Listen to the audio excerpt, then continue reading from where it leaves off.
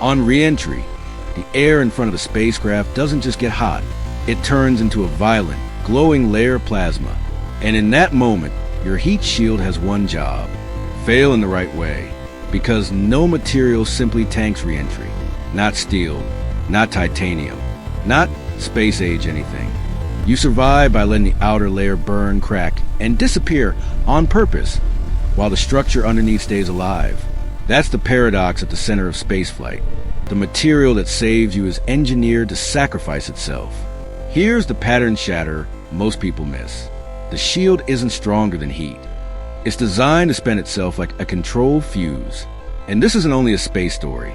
The same design logic, sacrificial layers, control heat flow, engineered failure, shows up in turbines, hypersonics, industrial furnaces, and any system where heat is the enemy. But one thermal protection material became a turning point in modern re-entry engineering, not because it resisted heat better, but because of how predictably it chose to burn.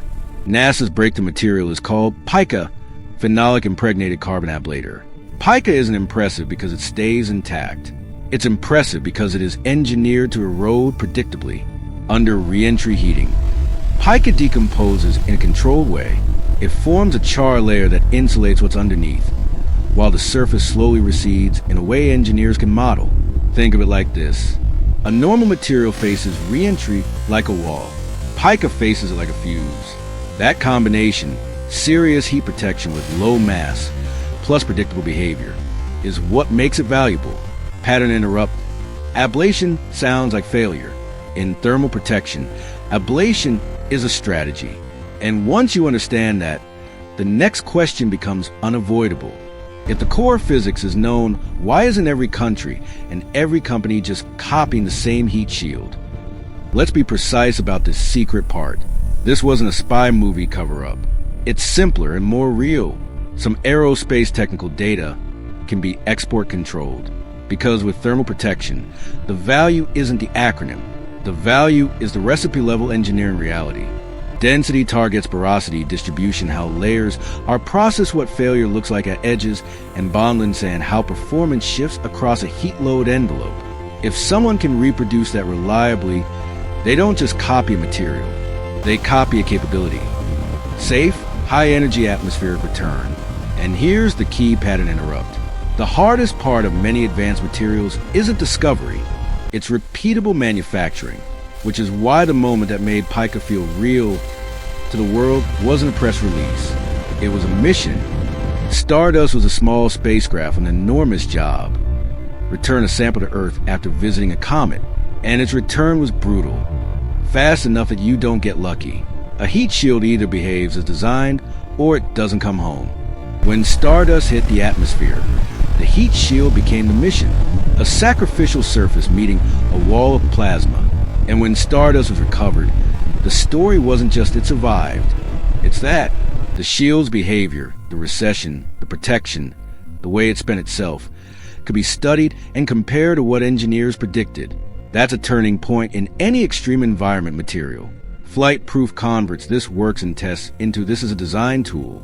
And once a material becomes a design tool, it stops being a curiosity and becomes a reference. Now let's make the mechanism clear. Because pica isn't blocking heat like armor, it's managing heat like chemistry. Here's the key idea. Ablation. Ablation means the shield survives by spending itself. As the vehicle slams into the atmosphere, the outer region of the material breaks down and transforms. A char layer forms and acts like insulation, slowing heat transfer to what you're protecting. At the same time, thermal decomposition, pyrolysis, absorbs energy and changes how heat moves through the material. The surface recedes, and that recession is part of the design. So it's not a force field, it's not heat-proof, it's controlled loss. And here's the most counterintuitive part. The performance knob isn't only what it's made of, it's what it contains. Empty space. Because pica is engineered porosity, light enough to fly, structured enough to survive, and predictable enough to model. That brings us to the real difficulty. Making empty space the same way every time. Manufacturing pica is precision work because you're not just making a material. You're engineering a structure where empty space is part of the function. At a high level, Pica combines a carbon-based porous architecture with a phenolic resin system to create a lightweight ablator that chars and recedes in a controlled way. The challenge is balance. Too dense, and you carry unnecessary mass and change how heat penetrates too porous, and you risk fragility and unpredictable behavior. And with thermal protection, almost right is not right. One local region with slightly different porosity can behave differently under peak heating. One imperfect edge can become the first failure point. This is why TPS materials aren't just materials. They're manufactured systems. So when engineers evaluate a heat shield like Pica, they care about three things: mass, heat handling, and predictability. Let's translate those into the three metrics that actually decide adoption. If you want to understand why Pica matters, don't start with hype. Start with what aerospace engineering optimizes. 1. Mass. In spaceflight, mass is mission design. Less TPS mass means more payload, more margin, more options. 2. Heat handling under realistic conditions. It's not just peak temperature. It's heat flux, duration, and how the material behaves when the load isn't uniform. Because real entries aren't uniform. 3. Predictable recession. Engineers don't need indestructible. They need predictable. How much do we lose? Where do we lose it? And what do we still protect afterward? That predictability is what converts an ablator from cool material into certifiable hardware. And here's the pattern interrupt that makes this a modern story, not a museum story. Re-entry is becoming routine. When return becomes routine, thermal protection becomes infrastructure. Here's where the story gets bigger than NASA. NASA's approach is mission assurance, designed for the worst day. Certify aggressively, accept complexity if it buys reliability. Commercial space has a different pressure, cadence, and cost. When you want to return vehicles repeatedly, thermal protection becomes a major economic bottleneck. That's why you see evolution in TPS concepts. Not just survive once, but survive predictably, be inspectable, be manufacturable, and be maintainable. And the influence spills outward. The same design logic, controlled heat flow and controlled sacrifice, shows up in hypersonics, high-temperature composites, industrial thermal systems, and even how we think about protective coatings. Pica's real legacy isn't one shield. It's the idea that heat survival is an engineered system. But every engineered system has trade-offs, and these are the parts the headlines skip.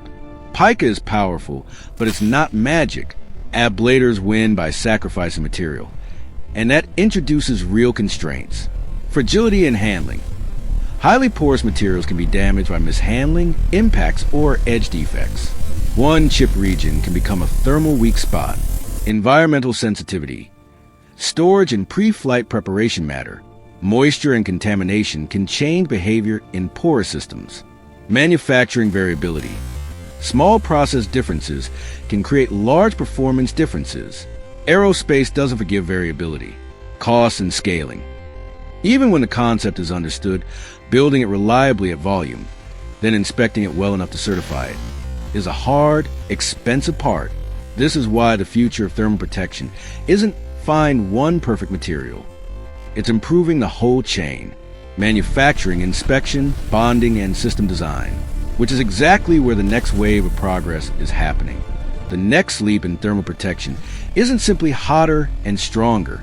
It's better process control, better inspection and qualification, better joint and bond line engineering, better integration of TPS with structure, and, in some directions, more conformal and manufacturable architectures. Because in real vehicles, failure rarely starts in the center of a perfect tile or a perfect slab. It starts at interfaces, at edges, at bond lines, at manufacturing imperfections. So the frontier is reliability at scale.